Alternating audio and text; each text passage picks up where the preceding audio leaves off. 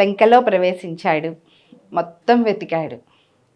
ఎక్కడ వెతికినా సీతమ్మ కనిపించలేదు. నిజంగా ఆయనకి ఎంత వెతికాడంటే ఒక చిన్న పిల్లి పిల్ల రూపంలో మారిపోయాడు. అక్కడ రాక్షసులు ఎవ్వరి కంటపడకుండా రావణాసురుడి లంకా నగరం మొత్తం తిరిగాడు. ఏది వదిలిపెట్టకుండా ఎక్కడ ఉందా అని. ఆయన చెప్పాడు కదా, ఎక్కడ ఉన్నా కానీ తీసుకొస్తానని తన వాళ్ళకి ధైర్యం ఇచ్చాడు కదా, మరి ఆ ధైర్యం ఇచ్చినట్టు పని కూడా చేయాలి కదా.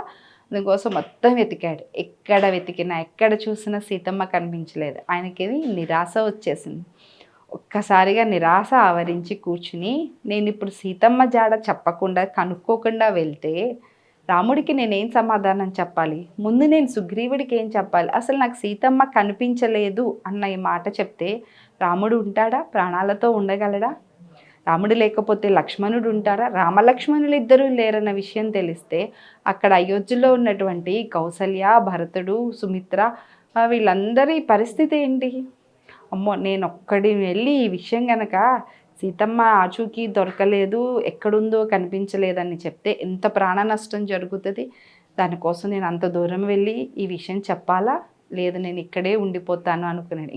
ఇంకొక నిమిషం ఎంత నిరాశ వచ్చిందంటే చూడండి, అంత కాన్ఫిడెంట్, అంత శక్తి ఉన్నా కూడా ఆయనకి ఎంత నిరాశ వచ్చిందంటే, ఎన్నాళ్ళను ఉంటాను, సీతమ్మ జాడ తెలుసుకోకుండా నేను వెళ్ళి ఏం చేయాలి, నేను అసలు అక్కడికి వెళ్ళకుండా ఉంటే, నేను ప్రాణాలతోనే లేకుండా ఉంటే ఎవరికి ఏమి ఇబ్బంది ఉంది కదా, నేను ఇంకా వస్తానేమో అన్న ఆశతో ఎదురు చూస్తూ ఉంటారు కదా, నేను ప్రాణాలు తీసేసుకుంటే పోతుందేమో అనుకున్నాడు ఒక్క నిమిషం.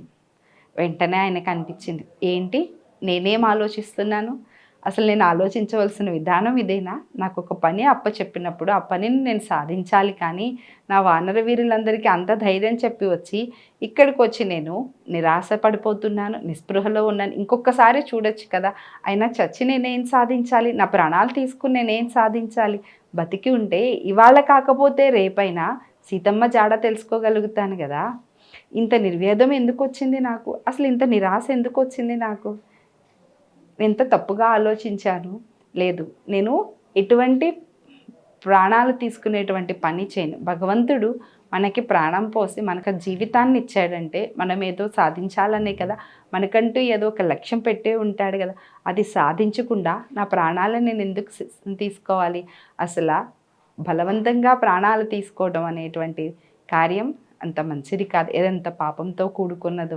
దానివల్ల ఎంత అనర్థాలు జరుగుతాయో, నేను నా ప్రాణాలని ఎట్టి పరిస్థితుల్లోనూ తీసుకోను. బతికుంటే ఎన్నో విజయాలు సాధించవచ్చు. ఒక్క చిన్న నిరాశకి, ఒక్క చిన్న నిస్పృహకి, ఇవాళ పని కాలేదు అన్న బాధతో, ఆవేదనతో, తొందరపాటుతో నా ప్రాణాలను తీసేసుకుంటే భవిష్యత్తులో నేను సాధించవలసినటువంటి ఎన్నో పనులకి ఎన్నిటికో నా నా అంతట నేనుగా నా జీవితాన్ని నేను అంతం చేసుకున్నట్లే కదా, నా భవిష్యత్ ప్రణాళికలు నా చేతులతో నేనే చంపేసుకున్నట్టు కదా, ఇది మంచి పని కాదు అని ఆలోచించి చూడండి. ఆయనకే కాదండి, ఆయనకు వచ్చిన ఒక్క నిరాశ నుంచి ఆయన ఎంత తొందరగా కోలుకున్నాడు. ఈ రోజున పిల్లల నుంచి పెద్దవాళ్ళ వరకు అందరూ ఒక్క మార్కు తగ్గిందనో, అమ్మ వాళ్ళు తిట్టారనో, ఇంకో కారణంతో విలువైనటువంటి ప్రాణాలని ఎంత సునాయాసంగానో తీసుకుంటున్నారు కదా, వాళ్ళందరికీ ఆంజనేయ స్వామి ఇస్తున్నటువంటి పరిస్థితులు ఎప్పుడూ మనకు అనుకూలంగా ఉండవు. మనకు అనుకూలంగా ఉన్నప్పుడు అన్నీ బాగుంటాయి, అన్నీ బాగున్నప్పుడు అందరం జీవిస్తామండి, అది కాదు కదా విషయం. పరిస్థితులు మనకు అనుకూలంగా లేనప్పుడు కూడా ధైర్యం తెచ్చుకుని ఆ పోరాడుతూ మనం అనుకున్నది సాధిస్తే అది కదా మన జీవితానికి సార్థకత, అది కదా మనం చేయాల్సింది. అదే అనుకున్నాడు ఆంజనేయ స్వామి. అనుకుని మరలా వెతుకులాట మొదలుపెట్టాడు. అందుకనే తొందరపాటు నిర్ణయాలు తీసుకోవద్దు. ప్రాణం ఎంతో విలువైనది, ఎంతో విలువైనటువంటి ఈ ప్రాణాలని తొందరపాటు నిర్ణయాలతో తీసేసుకుని మీ జీవితాలకి మీరే చరమగీతం పాడుకోవద్దు. జీవితంలో కష్టాలు వస్తాయి, సుఖాలు వస్తాయి. సుఖాలను వస్తున్నప్పుడు, అనుభవిస్తున్నప్పుడు, కష్టం వచ్చినప్పుడు దాన్ని కూడా అనుభవించండి. దాని నుంచి పాఠం నేర్చుకోండి. ఆ కష్టం నుంచి ఎలా బయటపడాలో ఆలోచించండి. ప్రాణం తీసుకోవడం అంటే అంత తేలికైన విషయం కాదు, దానికి కూడా చాలా ధైర్యం ఉండాలి. ప్రాణం తీసుకోవడానికి ఉపయోగిస్తున్నటువంటి ధైర్యాన్ని బ్రతకటానికి, మనకు వచ్చిన సమస్య నుంచి బయటపడడానికి ఉపయోగించుకుంటే మనం ఎంతో గొప్పవాళ్ళగా అవుతాం కదా. అవేమీ చేయకుండా తొందరపాటు నిర్ణయాలతో ప్రాణం తీసుకోవద్దు.